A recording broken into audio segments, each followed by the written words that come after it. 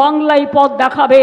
বাংলা জয় করে আপনাদের আশীর্বাদ শুভেচ্ছা দোয়ায় আপনাদের জয় জিনেন্দ্র বলে জয় জহর বলে আপনাদের শুভকামনা নিয়ে বাংলা জয় করে আগামী দিন আমরা দিল্লি জয় করব। বিজেপিকে দেশ থেকে না হাঁটালে মানুষের মনে শান্তি নেই। সবাইকে বিদেশে পাঠিয়ে দেবে, সবাইকে কোমরে দড়ি পরিয়ে দেবে, শৃঙ্খলবদ্ধ করে দেবে। মুক্ত হিসেবে বাঁচতে চান, ফ্রি বার্ড, মুক্ত পাখিরা যেমন ডানা মেলে আকাশে উড়ে যায়, রবীন্দ্রনাথ ঠাকুর গান গেয়ে যখন বলে দোলাও দোলাও দোলাও আমার হৃদয়, মনে রাখবেন ধামসা ঢোল মাদল সবটাই আমাদের আদল। আমরা সবাইকে নিয়ে চলি, সবাইকে আদর করি।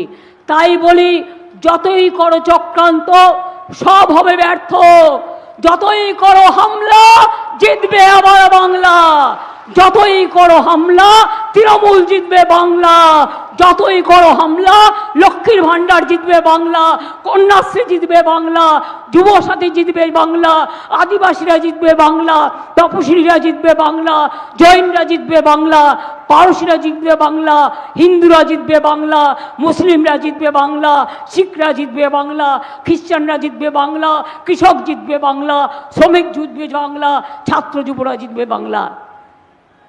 বাংলাকে দখল করার জন্য এত হ্যাংলা কেন? বড্ড বেশি হ্যাংলা।